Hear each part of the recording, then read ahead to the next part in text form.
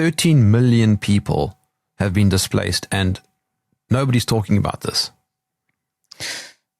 The north of Africa is an area of huge geopolitical tension because of Russia and China's interest in that part of the world. The European Union views it as, and NATO for that matter, view it as being their southern neighborhood and theirs, because they still, Roman Empire and all that. Although really the countries that they're interested in are a bit further south than the Roman Empire got to. But nonetheless, what's going on in Sudan and the whole Boko Haram thing in Nigeria and whatnot. This is external interference and external influence at work. The Sudanese conflict absolutely driven from the West, and so every one of those deaths is really our responsibility, because, as you say, we're not paying attention to what our governments are doing and the influence operations that they're running and the gangs and counter gangs operations that they're running.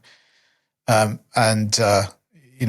fact that the Sudan conflict kicked off with a vengeance a few weeks ago, well, many people, including myself, think that was, partly deliberately timed to draw attention away, the news agenda away from other stuff that's been going on, particularly in Gaza and whatnot. So I think that it's really unfortunate that the media will not or ignores so many of the conflicts around the world and gives a good pretense to them being, as you say, internal civil war conflicts. I mean, it was the same with Syria. That it was always presented as being a civil war and something that the West had nothing whatever to do with, when in fact it was absolutely driven by the West, and Britain in particular, from the beginning.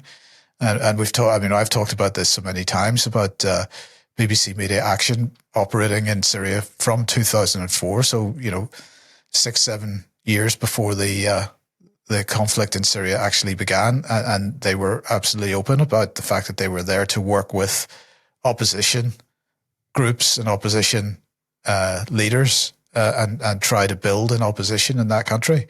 So we operate these influence operations of these, and then we pretend that the consequences of that are not our responsibility. They absolutely are. But the other point I would make here, Jerm, is if you look at the latest immigration statistics into the UK, the country that's at the top of the list is Eritrea, and this is same general vicinity. There's I actually know nothing about what's going on in Eritrea or what's driving that migration. But, very commonly we get messages saying, why are you covering this kind of stuff? Because it's got nothing to do with the United Kingdom. And my point is, it's got everything to do with the United Kingdom. And it influences our daily lives, because we're causing these conflicts in North Africa or in the Sahel or in the Horn of Africa or wherever it is. And as a result, migrants come here. So this not only is our tax dollars being spent on killing people in Africa, but then our tax dollars are directly going into the operation to traffic people into this country, which is the thing that most people are complaining about. And I can't quite work out the disconnect, but we need to try to understand how these operations work and the consequences that it has, not only for the fact that we don't have money to spend on our own country, but that we have extra people coming into our country that more tax money then has to be spent on. So this is something that's really critical for people to get to grips with. Well, like with anywhere, the reality one is confronted with when you are in a particular place requires some scratching away of what you're immediately presented with. I certainly find that to be the case in Rwanda. I worked in Rwanda a bit in a military context, supposedly, under the auspices of sort of defense engagement and providing training. But it was a very, very interesting insight into which other countries were seeking, or rather perhaps scrapping for influence in Rwanda. But to be able to be there and see how the recent history plays itself out, and how from Paul Kagame downwards the situation was being controlled was extremely interesting. So Rwanda, in fact, it is notable, certainly in comparison with its immediate neighbours, by the appearance of the place. When you go there, well, the one thing that strikes you, and this is not to suggest that all African countries are in a terrible state, but a lot because of actually in large part because of the increase in plastic being absolutely everywhere. A lot of African countries, and particularly cities, are really infested with an inability to be able to dispose effectively of plastic packaging, plastic bags, plastic bottles. Everything has made such a difference. Rwanda is the exception to that because it's very, very neat and tidy. And it turns out that there is a national scheme, which I assume is still in place. I think it was every Saturday. Basically, the entire country has to tip out and do a sort of litter sweep.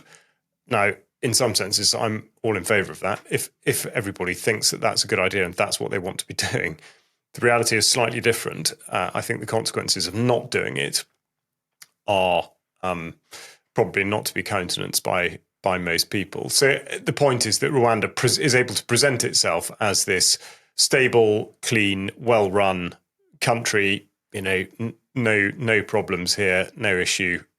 Don't look further back than X point in time, which I think is very interesting. So to get there and see that does distract people from the sorts of concerns that we might be raising during a discussion like this. I think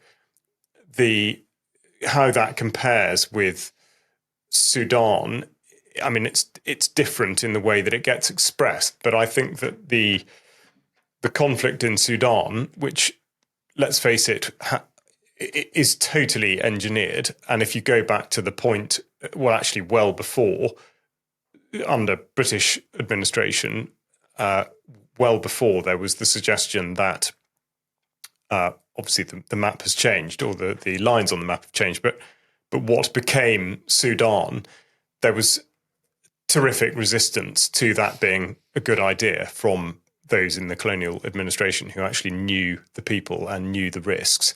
And yet those voices were ignored. And look what's happened. But the way that that's reported on, which is the sort of forever conflict that occasionally gets stirred up into more or you know, something slightly different. It seems to me that the way that gets reported is deliberately bland and you know, never really gets to the heart of the issue, in order that it doesn't do exactly what Mike's describing. Is it doesn't enable people in the main to make the link between what is happening there and what is happening actually anywhere else. I mean, for example, the links between United Arab Emirates and what's going on in Sudan, or the situation with regard to private military contractors from other countries and how they might be involved. There are so many other points of convergence on Sudan, but the way in which it's described, I think, first of all, serves the purpose of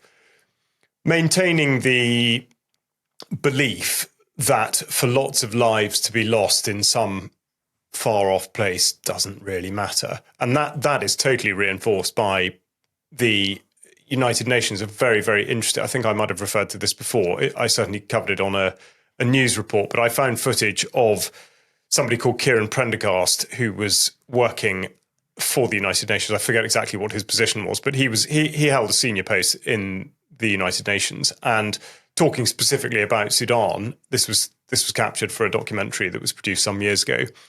He said he absolutely admitted, with no sense of sort of apparent remorse, but he said, when we say we care, we don't really. It's just talk. When they're talking about stopping the war in Sudan, or, you know, saving lives, or this, that, and the other, it is absolutely part of a cycle of communications that they know will not solve the problem. And that is absolutely astonishing, to have somebody who's held that position to declare outright.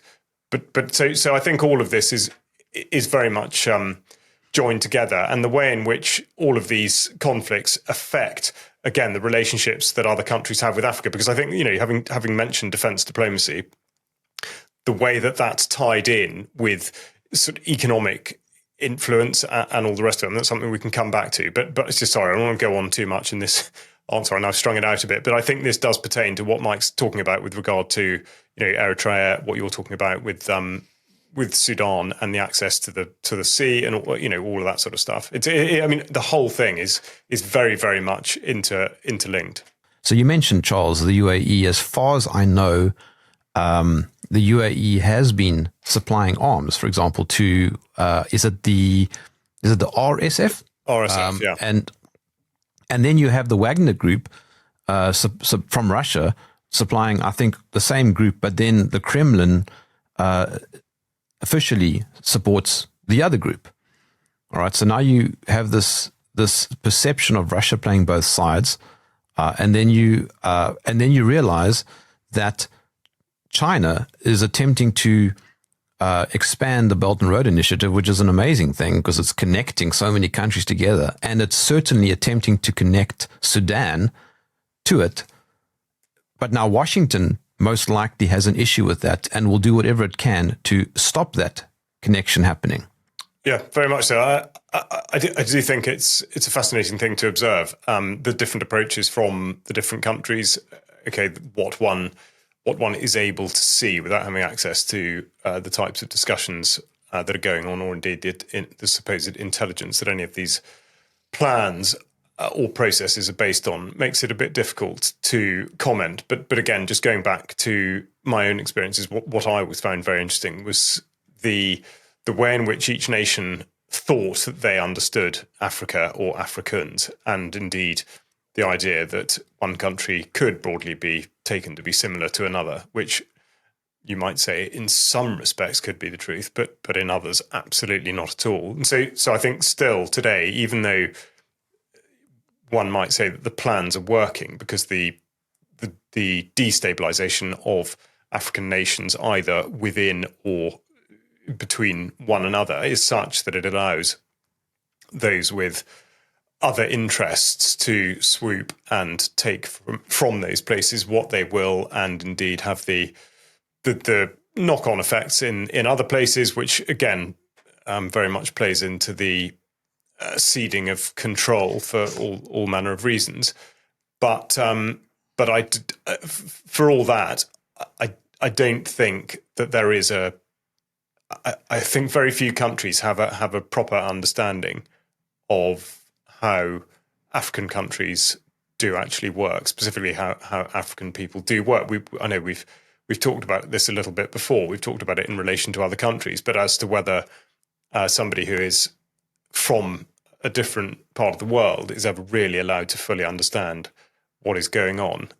So there is, because, let's face it, like all parts of the world, there was conflict in Africa before Westerners or Chinese or anyone else took it upon themselves to decide to start meddling, just as there was anywhere.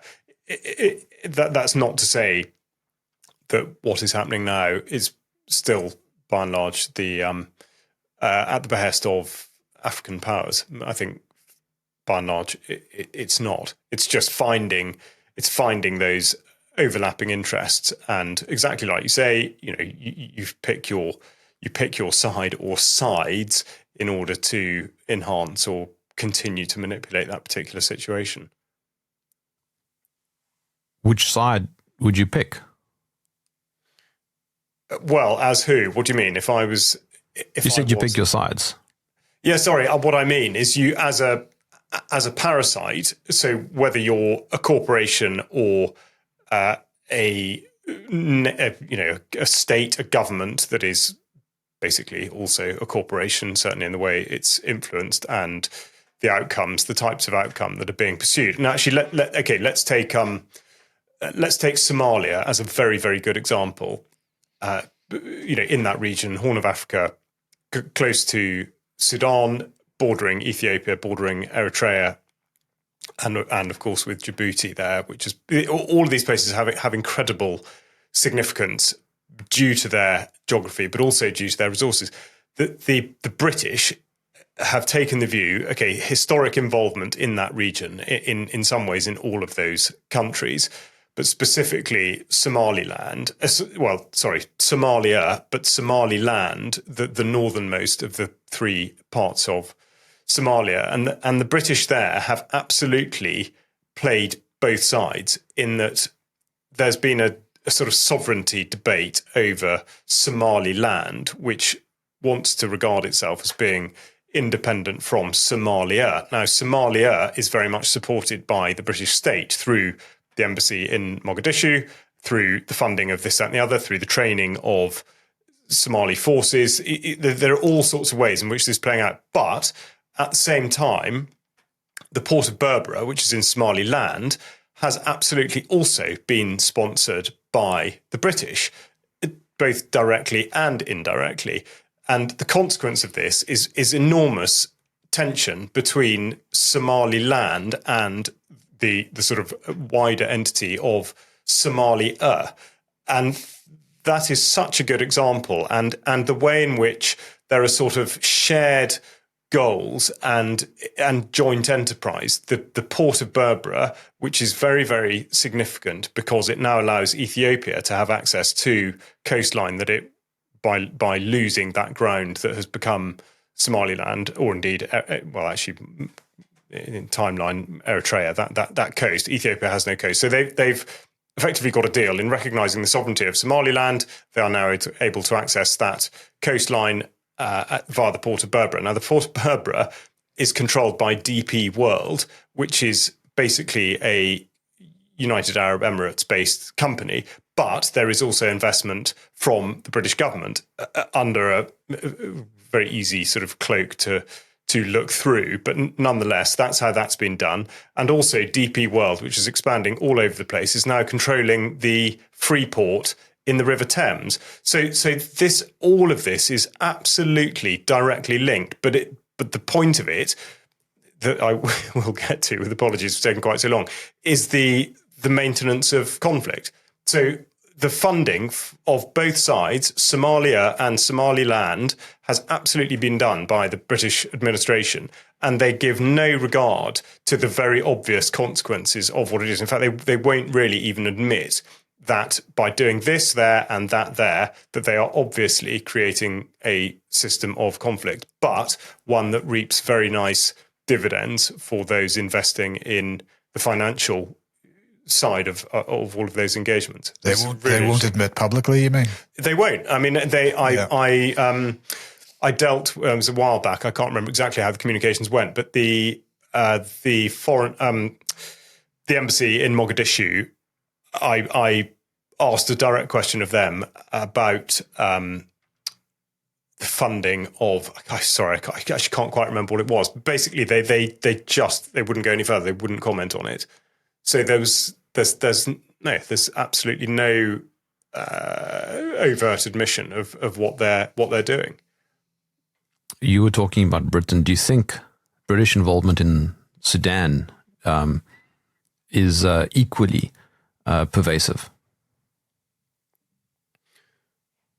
I think perhaps less so directly. Indirectly, quite probably. I don't think I can substantiate that with any specific evidence. But what I would say is that there are, I think, very few examples of places that have been under British control throughout history that do not in some way now have British influence expressed in some way. I mean, so what I mean is if from, going back a lot of years, there have been British interests in Sudan, to suggest that would have just stopped because there's other stuff going on there, I think would be extremely unlikely. But no, more than that, I don't know. But it's a very, very good question, and something worth looking into, actually. Yeah. Where do you think people should be looking? Well, this is a very difficult area to get into. I mean, one of the things that we did was to start looking at where Foreign Commonwealth Development Office money is going, and we discovered that the FCDO publishes spreadsheets they don't publish them each month. Occasionally they will publish a batch of spreadsheets which list all money spent over £25,000 on a monthly basis.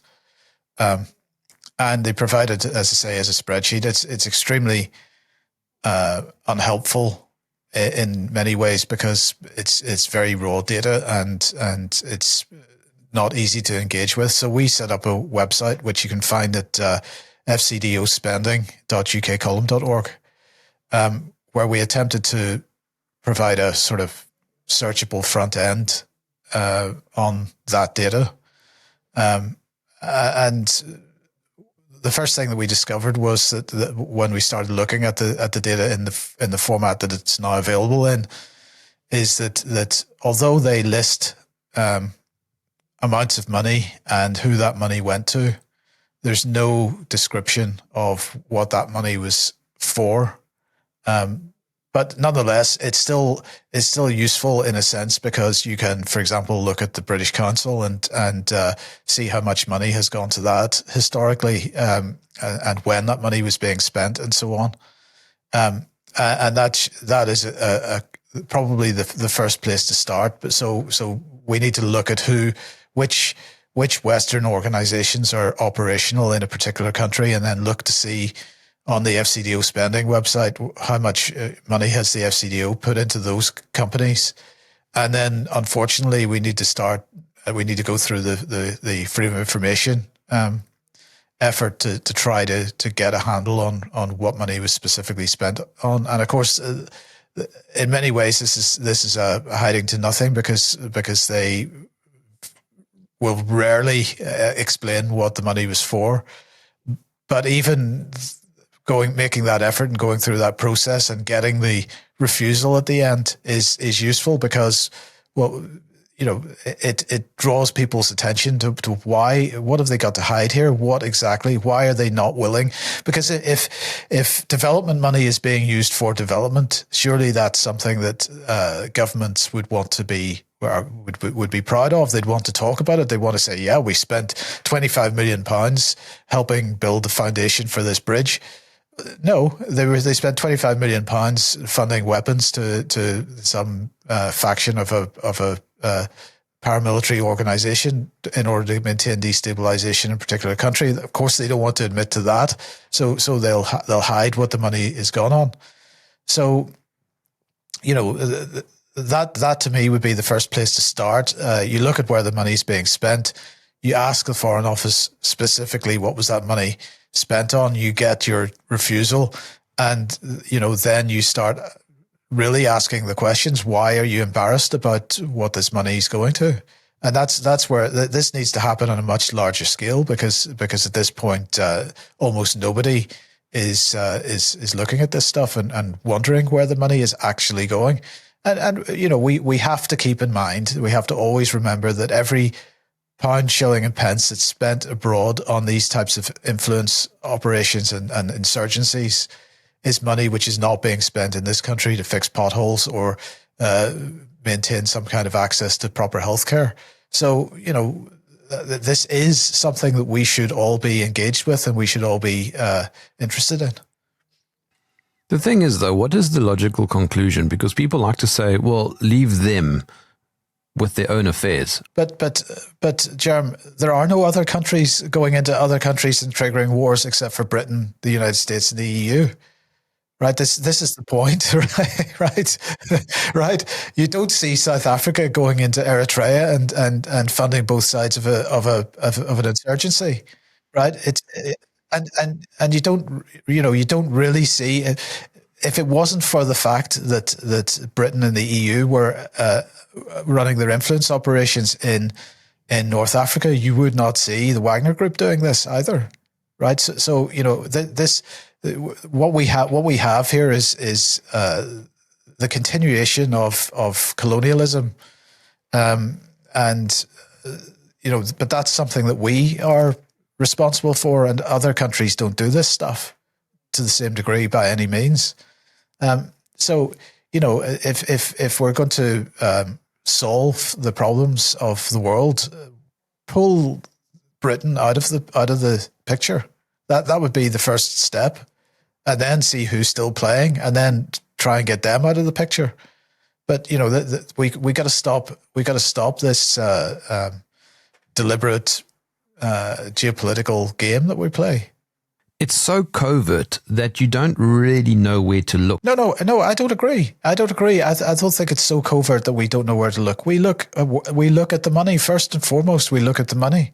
What was that pound spent on?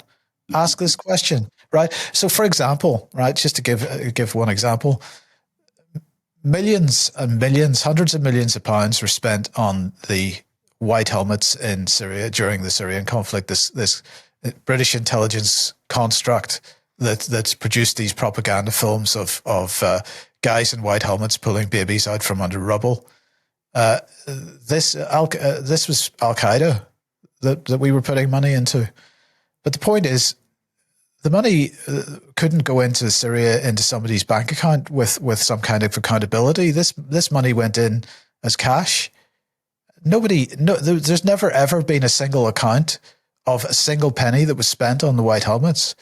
There's no possibility of ever finding out from the British government or from anybody else what that money was for. That's where we need to start. We need to start holding our government to account for the money that it spends abroad and what specifically was it spent on. But that's not, the mainstream media isn't doing that. That's not something that the UK column on its own has the resources to do. We need people to be interested in where their tax money is going and helping to get the lid off this, because look at the FCDO spending website. Look how much money is being spent with NGOs, with contractors, with all kinds of people, and start asking questions. That's where you start. Are you not perhaps ignoring the possibility, Mike, that you have, as Catherine Austin-Fitz points out, you have black operations where you simply don't know where that money is going. Charles recently spoke to me on my show about the Church of England and how money gets very interestingly funneled into different directions as diversions. You start by asking the questions, and that, unfortunately, the only mechanism we have for that really is freedom of information. But this stuff, there is no question that the money that's being spent by the Foreign Office is a large proportion of it is going on covert operations, and that many of the organizations that you'll see listed on the FCDO spending website are operating as front organizations for that type of activity. And of course, it's never easy, and we may never get to the bottom of exactly where that money is spent on, but it's the usual thing. If one or two people are asking these questions, the government will ignore this. If 1,000 or 2,000 or 10 or 20,000 people are asking these questions, it can't be ignored, because you can tie up the organization in freedom of information requests very, very quickly. What we need is activity at scale, and that's something that is very, very hard to organize, because the usual cynicism. I don't want to get into that in this conversation, but that's what we need to do. And the fact of the matter is, as Catherine says, we may never know where that money, where historical money has actually been spent at the end of the day. But the way to make it much harder for them to launder money in the way that they have been is to have eyes on what they're doing, and that just needs engagement. Talking about money that is publicly disclosed, exactly like you say, through what might be described as NGOs or similar, where you can follow whatever it is, because by and large these are the projects that people do like to shout about, because they are always couched in terms that from which the public is supposed to be able to believe that this is being done only for good. But this is no different at all from the way in which we've talked about farmers, certainly in the United Kingdom, who are turned into slaves by subsidy. And of course, the moment there's a dependence upon subsidy, there is an inherent destabilization. There's an immediate destabilization because the market conditions are altered artificially.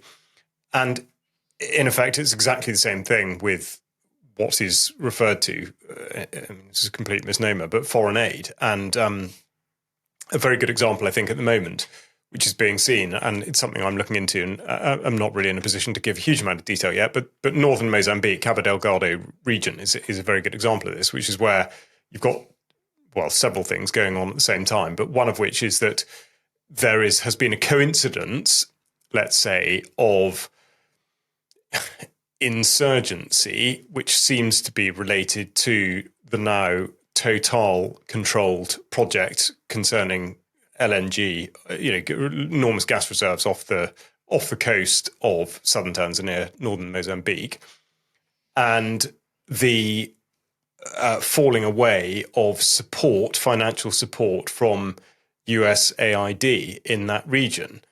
Now, what I would say is you go back to the point that USAID started meddling in the first place, and that actually is the creation of the instability, or whatever. I don't know exactly what they were doing, but what I do know now is that by having withdrawn that funding, they have turned a large part of that. I mean, okay, it's not a particularly densely populated area, but nonetheless, they have utterly changed the economic conditions of that region at a stroke, just as they did when they started to pour money into it. And so there is the inherent creation of instability by the issuance of any kind of foreign aid, because you're changing the market.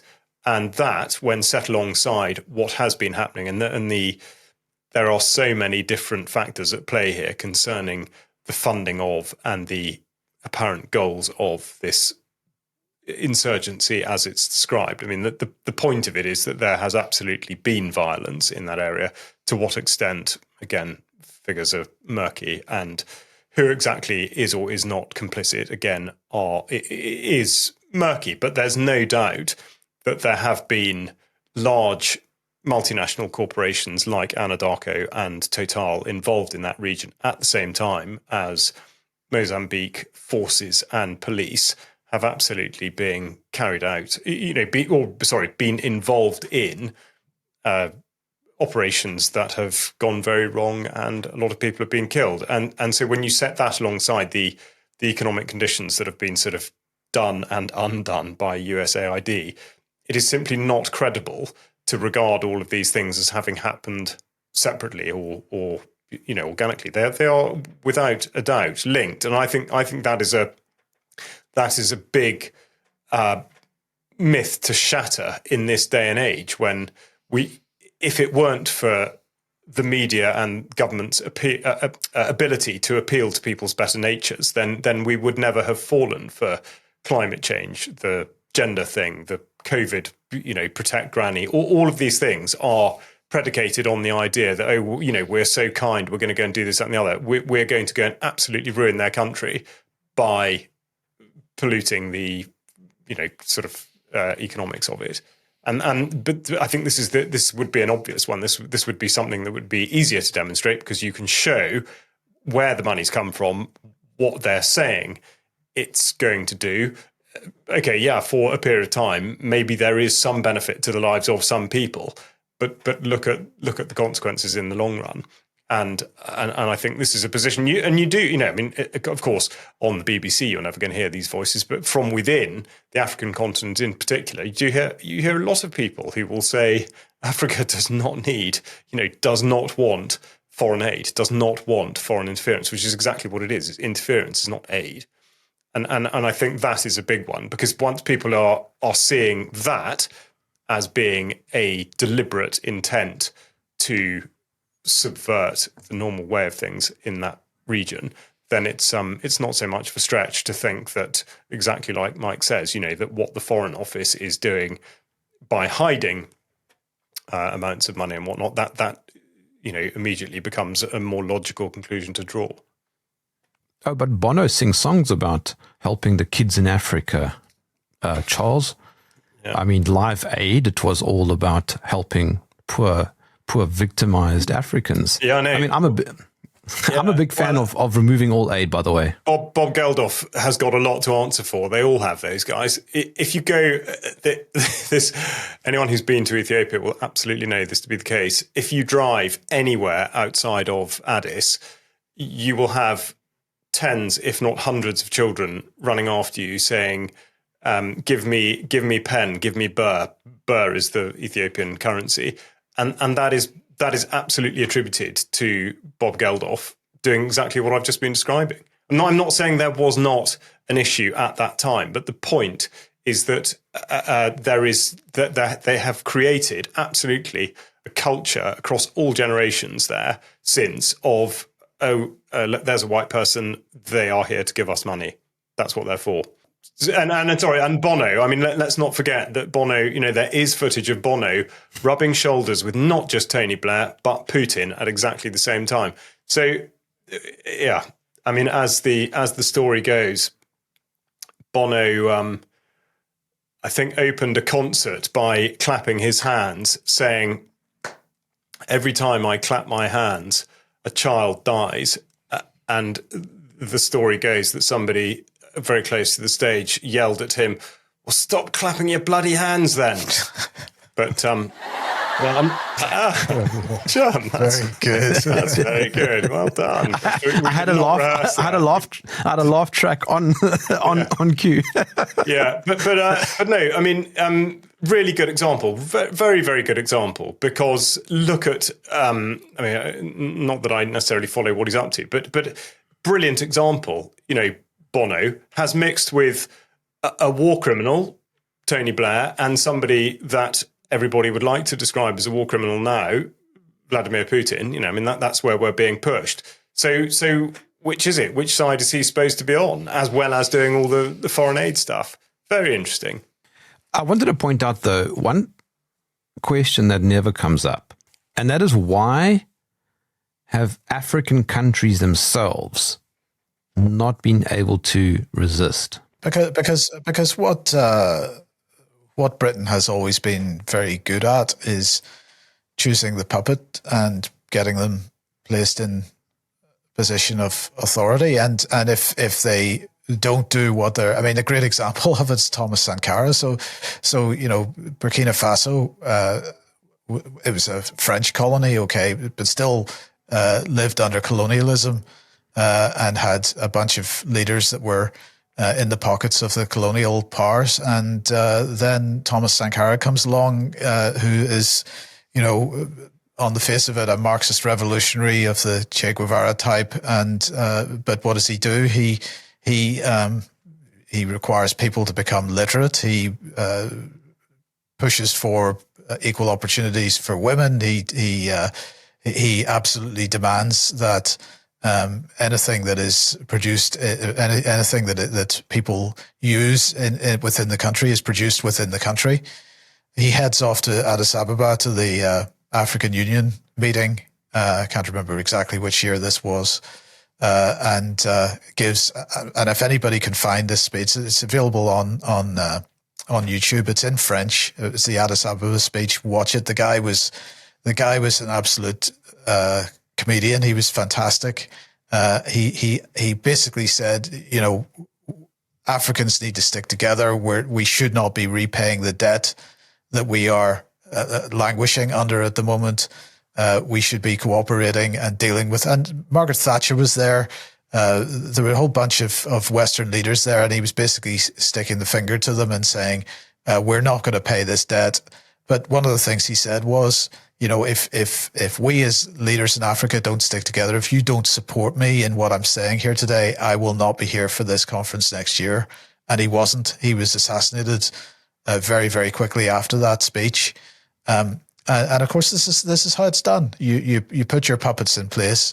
You remove anybody that isn't playing the game, and you maintain these countries under a burden of debt that they can never repay. And with the debt comes the requirement to reform in particular ways, which suit Western colonial interests. That's how it's done.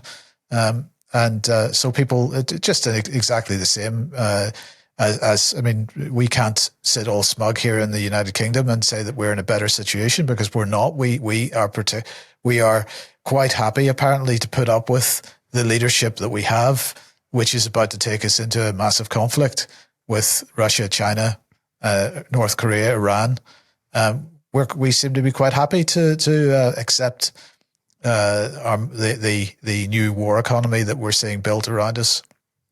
So we can't look at African people and say that they are stupid or incompetent for accepting the leadership that they have, because we do exactly the same. And if you look at economic interests, I mean, here in South Africa, for example, all of our resources are not really controlled by South African interests. Yes. Well, everywhere. I mean, show me an African country that's in control of its own raw materials. It's not a thing. And in this we got to say, you said the Belt and Road is a great thing. It is a great thing. I'm not suggesting for 1 second it isn't. But look at what China is doing in terms of mining rare earth minerals and cobalt and other rare earths. The environmental devastation that's going on in order to get those rare earth minerals is unbelievable. So there's no country that is, when it comes to raw materials, is actually behaving itself appropriately, I believe. The media is to a large degree a functional part of the same deep state that's running these operations in these countries. So we have this. Obviously, people listening to this conversation are probably significantly more cynical about the media than most. But as a general rule, people have this idea of the media as the fourth estate, which holds power to account. That this is not the case, and never has been really. It is part of the power infrastructure and is there to sell. It puts some kind of veneer on accountability, but it's really there to sell the policies that are being implemented. So of course it's not going to give any kind of honest appraisal of what's really going on in countries that where we have interests. Curtis Yarvin makes a very, very nice metaphor, or is it analogy? I always get confused, where he calls it the cathedral, and the cathedral comprises of academia plus government plus media. Yeah, I mean, I think I would. I think I'd go along with that. Certainly, there are fewer and fewer examples of people in any of those arenas demonstrating that's not the case, or indeed people are not appropriately supported if they do speak out. I say speak out if they do take a different line. I mean, look at any academic discipline that that has the potential to interfere with a particular narrative, and we saw this with medicine in climate science 2020, exactly. Climate. I mean, even let's say milk. I mean, this was something I found fascinating. Talking to a dairy farmer, a really good interview, which is on the UK Column website, John Cook, Raw Truth, and he was explaining the differences between A1 and A2 proteins in milk and how they affect the human gut, and basically because the narrative, well, this is an interesting one, isn't it? And I did mention this the other day. One of previous Lord Roth, well, actually two Lord Rothschilds ago, of only two speeches he made in the House of Lords. One was a very long one about the dangers of raw milk and the necessity for pasteurization, which is fascinating, but let's not get sidetracked. But the point is that even into something like milk, there is no funding for academic research into the health benefits or otherwise of raw milk. So it's the same. I mean, if you were to speak out, not only would you not be funded, you would be pilloried, and it's exactly the same in the.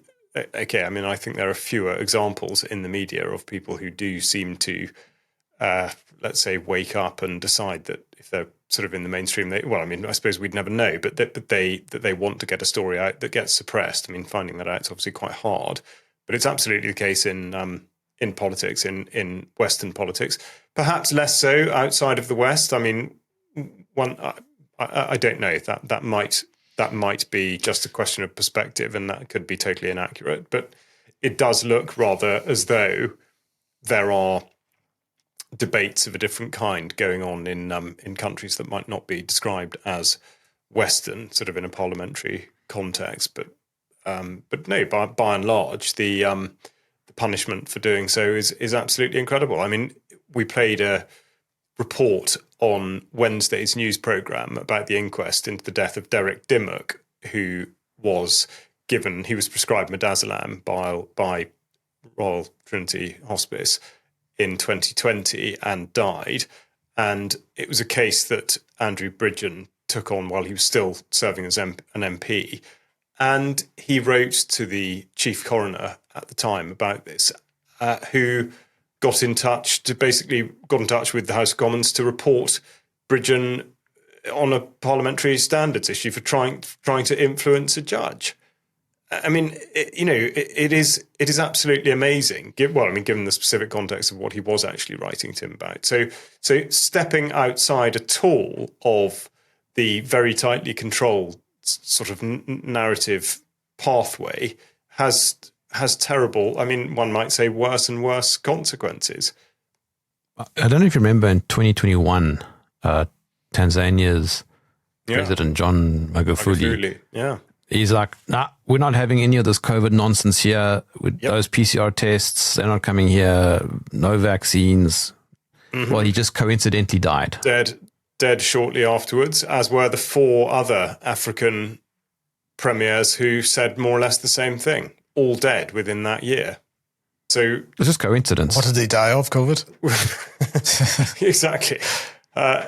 No, they did not die of COVID. I think there was one report that one of them was supposed to have had a respiratory illness that got worse. I'm afraid I can't remember who that was, but not a chance. Yeah, I mean, that I'm afraid that is not coincidence. Mm. So this is very real. It is absolutely real. So what's the moral of the story as we come in for the final lap? Well, I think it's the way in which all of this is absolutely across borders in every single respect. I mean, for a start, we talk about conflict. We haven't actually mentioned the very things which make conflict possible, which of course are the weapon systems and ammunition that destroy. And where does all that come from? And who is it, or which powers or authorities create the conditions for those weapons to move across borders or to be built or made in the first place? And look in particular at what NATO is doing, and for the majority of the UK column audience, looking at what the so-called defence industry is doing at the behest of government in the United Kingdom at the moment, as we mobilise for a whole society approach to the long war. And this is absolutely no joke. So we do return to Sudan, or indeed Rwanda, which has, again, the other thing that's never mentioned is that due to the let's say meddling from the Belgians, everybody, the French, the British, everyone who sort of had a go in Rwanda, there have been exterminations of one sort or another. I mean, okay, official figures are to be taken with a pinch of salt, but nevertheless, going back decades prior to 1994, people in Rwanda were being killed, effectively being put up to conduct slaughter. That's happened many times before.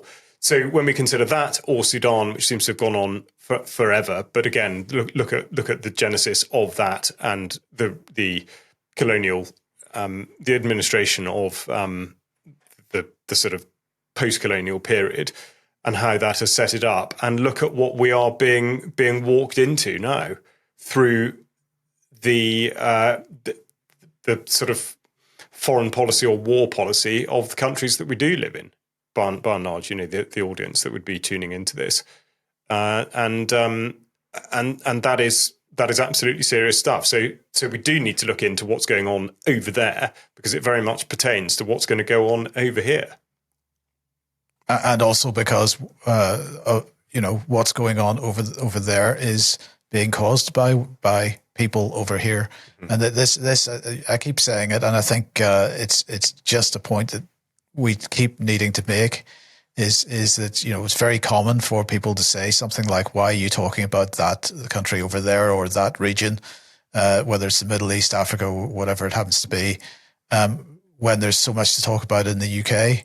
And my answer to that is because the things that there's so many things that we could be talking about in the UK wouldn't be things if we weren't spending the money abroad to create these conflicts in the first place. This is a very large part of the economic situation that we face here in the UK, and we're doing it. So we cannot because of issues in the UK, because of lack of money in the UK, say that we should only be looking at those issues, because actually they would not necessarily be issues if we weren't spending billions of pounds trying to kill people in other parts of the world. It is our responsibility. Every one of these deaths is our responsibility, and that's why we should be concerned about where British influence extends to. Just as one final anecdote, sorry to cut in, Jerm, it's interesting to think back. I took part in and wrote quite a bit of what was then the largest peacetime exercise to have taken place involving African forces.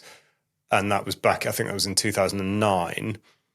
And given that we've been talking about the Horn of Africa and all the arrows pointing towards it, that exercise took place in Djibouti. So there we go. And over 15 years on, look what's happening. Well, on that sobering thought, Charles and Mike, I'll catch up with you next week. Thank you for joining me in the trenches.